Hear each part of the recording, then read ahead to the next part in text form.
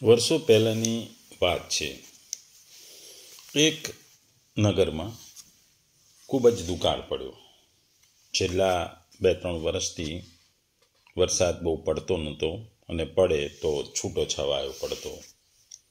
ગામના તળાવો સુકાઈ ગયા, ગામમાં વહેતી નદીમાં પાણી નહોતું, ગામમાં રહેલા નાળાઓ પણ પાણી વગરના થઈ ગયા હતા, અને ઊભો પાક નાશ થઈ ગયો હતો. આથી ગામના અને નગરના લોકો, નગર હતું એની આજુબાજુ ગામના લોકો અને નગરના લોકો ચિંતામાં પડી ગયા કે આ પાણી વગર, એટલે કે વરસાદ નહીં પડે તો આપણું જીવન નિરર્થક થઈ જશે, અશક્ય બની જશે. ગામના અને નગરના લોકો જુદી જુદી વિચારો ધરાવતા હતા, જાત જાતના એ લોકો ઉપાયો કરતા, પણ વરસાદ પડતો નહીં.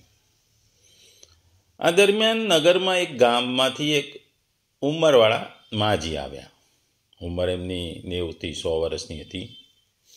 એમણે નગરજનોને સલાહ આપી કે તમે યજ્ઞ કરો, ધાર્મિક અને વિધિથી તમે યજ્ઞ કરો, અને યજ્ઞમાં આહુતિ કાપો અને મંત્રોચ્ચાર કરો. ગામના અને નગરના લોકોને આ વાત પસંદ નહીં, પણ વરસાદ નહોતો પડતો, એટલે એમણે આ ઉપાય અજમાવવાનો વિચાર કર્યો. એમણે ગામમાં યજ્ઞ માટેની, નગરમાં અને ગામમાં, જે નગરમાં હતું એમાં યજ્ઞની તૈયારીઓ કરી. યજ્ઞની શરૂઆત થઈ. એમાં જાત જાતના પંડિતોએ મંત્રોચ્ચારથી એનો પ્રારંભ કર્યો. એમાં જાત જાતના વસ્તુઓની, પદાર્થોની આહુતિ પણ આપવામાં આવી. આ યજ્ઞ અઠવાડિયું ચાલ્યો, એ વધતો ગયો, મહિનો ચાલ્યો, અને મહિના પછી અચાનક આકાશમાં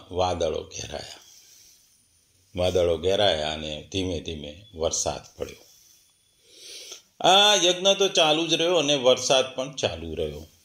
આમ વરસાદ ખૂબ પડ્યો. એટલે માજીએ કીધું કે આપણા સનાતન ધર્મમાં યજ્ઞનું મહત્ત્વ છે. યજ્ઞથી પણ આપણે દેવતાઓને આપણે પૂજીએ છીએ, અને દેવતાઓ પ્રસન્ન થઈ આપણને વરદાન આપે છે. અહીં યજ્ઞનાથી ભગવાન, એટલે કે દેવતાઓએ આપણને વરસાદની પૂર્તિ કરી. અહીં કહેવાનો મતલબ એ છે કે આપણા સનાતન ધર્મમાં યજ્ઞનું મહત્ત્વ છે. 3 વેદોમાં ખાસ કરીને યજ્ઞોની વિધિઓ પણ બતાવવામાં આવી છે. યજ્ઞ ખાસ કરીને દેવતાઓને પ્રસન્ન કરવા માટે થાય છે. આ દેવતાઓ ભગવાન કરતાં જલ્દીથી પ્રસન્ન થાય છે, અને એ આપણને પૂરતી ઈચ્છા પૂર્તિ કરે છે. આપણે જોઈએ છીએ કે સામાન્ય રીતે જીવનમાં ઘણી વસ્તુઓ માટે, આપણે કરવા માટે, ગવર્મેન્ટમાં કામ કરાવો કે લાઇસન્સ કઢાવો કે પાસપોર્ટ કઢાવવા માટે આપણે જાતે અરજી કરી શકીએ છીએ. પણ એ પદ્ધતિ આપણને ખબર હોતી નથી, અથવા એ પદ્ધતિમાં આપણને ખૂબ જ વચ્ચે અડચણો થતી હોય છે. આ અડચણો દૂર કરવા માટે આપણે પાસપોર્ટ કઢાવવા, લાઇસન્સ કઢાવવા અથવા અન્ય વસ્તુઓ માટે આપણે એજન્ટને રાખતા હોઈએ છીએ. આ એજન્ટ આ કામમાં માહિર હોય છે, એના પોતાના કામમાં માહિર હોય છે. એટલે આ એજન્ટ એ કામ ફટાફટ, ખૂબ જ ઝડપથી અથવા ત્વરિત ગતિએ આપણને પાસપોર્ટ છે, લાઇસન્સ છે, કોઈ પણ અન્ય વસ્તુઓ કે જેવી ડિપોઝિટ કરવાની કે એવી વસ્તુઓ આપણને જલ્દી કરી આપે છે. આ એજન્ટ એ અનુભવી હોય છે, ને એને એ કામ કઢાવવાની રીત પણ ખબર હોય છે.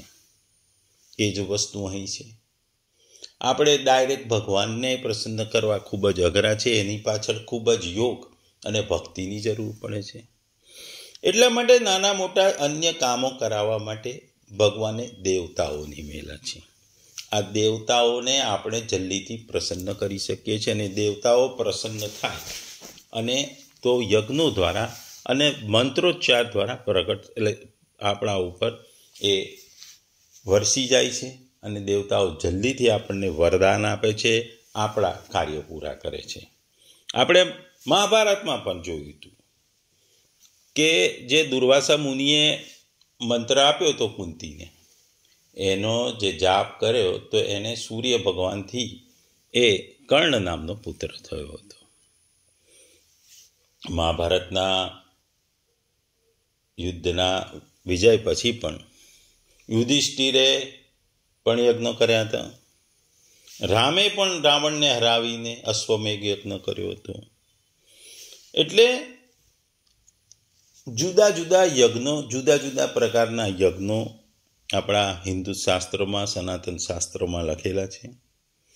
અને આ યજ્ઞથી આપણે દેવતાઓને જલ્દી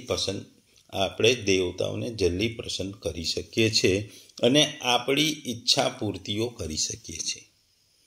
એ વાતને આ શ્લોકમાં ભગવાન આપણને સમજાવી રહ્યા છે.